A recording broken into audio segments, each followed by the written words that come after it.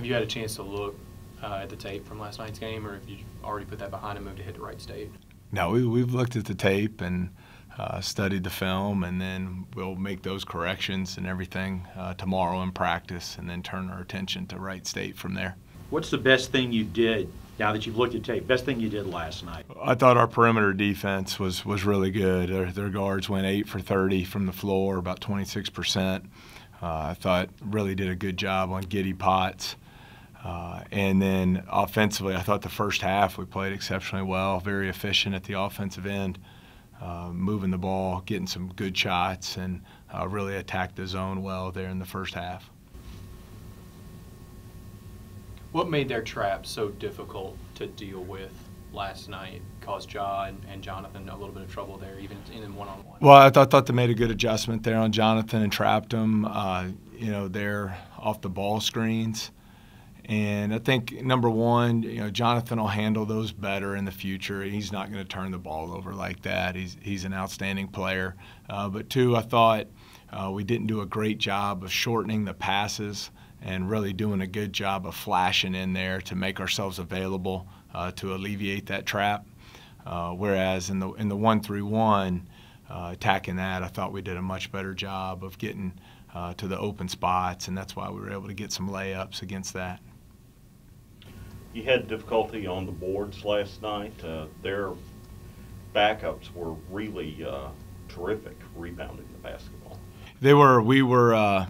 And unfortunately, it's really that one possession. We touched on last night that really skewed the stats, because I think they got 4 on one possession alone. So I always look at it from a percentage standpoint.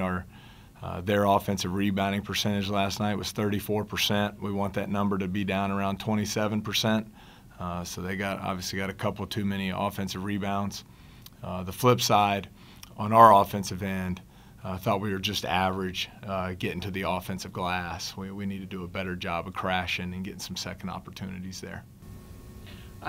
I know this team will face a lot of great players this season, but will you see a player like Nick King the rest of the year? Well, he was fantastic. Really a matchup problem. I touched on it last night after the game. Credit to Middle Tennessee. They've found a niche here where they're taking some high major Power 5, quote, 3 men, and then they bring them to middle and transition them to that 4 or even the 5 position in Ja'Cory Williams' case, and they really present a lot of problems.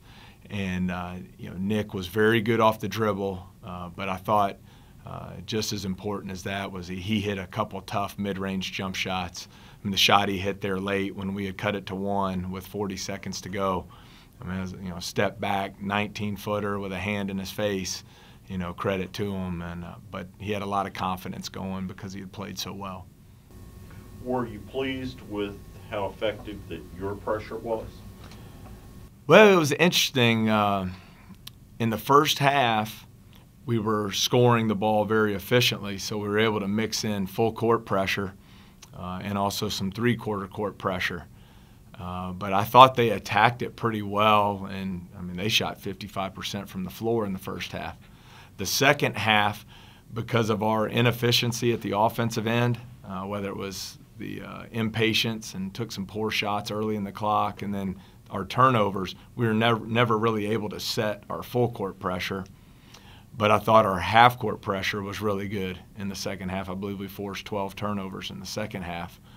And the majority of them were in the half court. I know we had the steal there late, 2 steals late against the press, but as we'll talk with our team today, that's the importance of being efficient offensively. If you're turning the ball over and you're not able to score, you can never set that full court pressure because you're always in transition defense. So saw some signs of us becoming a good defensive team there, but I thought our offense hurt that in the second half. What do you know about Wright State? Without All-Stars, they still have some amazing talent coming back. Tell us a little bit about that. They do.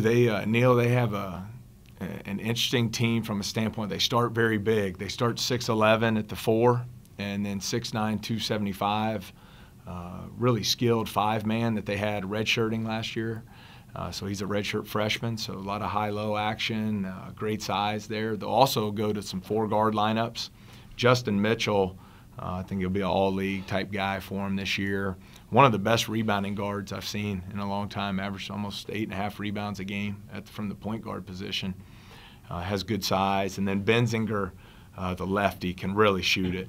Doesn't need any time or space. Can really stretch your defense from behind the arc. So they have a lot of weapons offensively. We'll have to be really dialed in at that defensive end of the floor.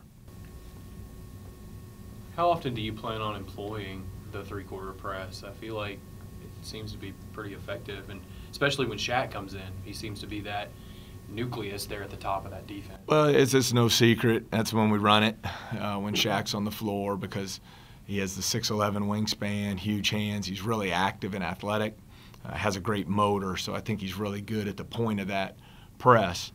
But we like it. It controls tempo a little bit. Hopefully can speed the other team up, and that'll lead to us getting some transition opportunities for our offense.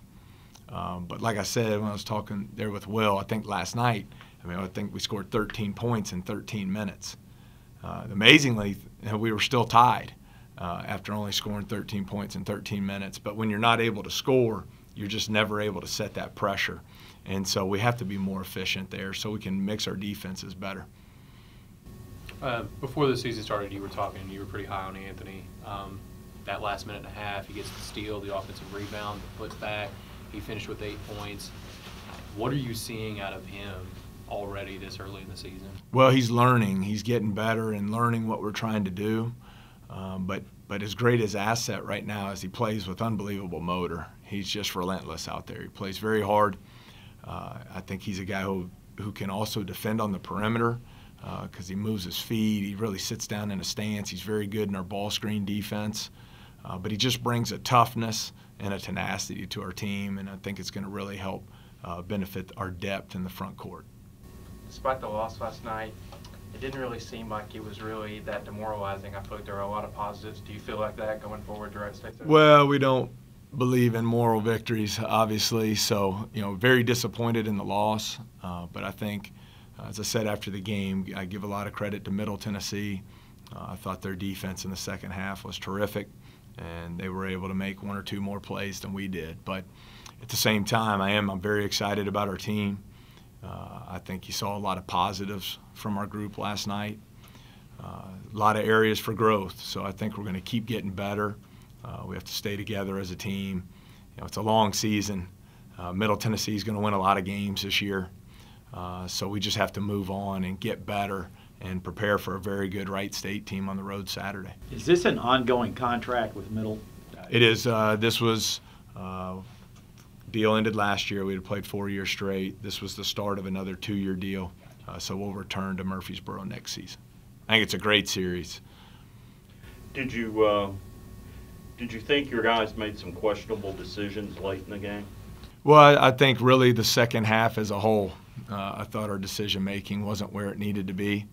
I thought we got impatient offensively, really tried to hit a lot of home runs when we just needed to hit those same boring singles, play a lot simpler. We needed more ball reversal. We were really trying to score off the first pass, and that works oftentimes against poor teams, but when you're playing a really good defense like a Middle, you have to get ball reversal, and I thought our impatience really hurt us there. I know we'll talk a lot about him this year, and I know we touched on it a little bit last night, but to hear Kermit Davis say that about Ja, is that more hyperbole, or what are we going to see out of Ja as he continues to put up maybe 16, 6, and 5 for the rest of the year? Well, the number one thing, my number one takeaway from the film was he was terrific defensively. He was really good defensively. Ball pressure was terrific. Did a really good job containing the bounce. Was in the positions he was supposed to be. So I was really pleased there. He has great length at the defensive end of the floor as well. But you see, we talked last night, Eddie, a high IQ, very skilled passer. He's got great court vision and court awareness. He sees things before anyone else on the floor sees them, and I think that's what makes him so dangerous at the offensive end. Name another freshman since you've been here as an assistant that's that good defensively? Is there another one? Because usually they're very challenged defensively. No, that's usually the biggest transition, is that into the floor. But I think so much of defense, obviously, we know it's about effort and want to and desire and all that. But I think when you get to this level, that basketball IQ comes into play. And I think he picks up on things quickly. And he has those other traits I just mentioned, but when he has a good feel for what's going on out there on the floor, and it helps him be where he's supposed to be when he's supposed to be there.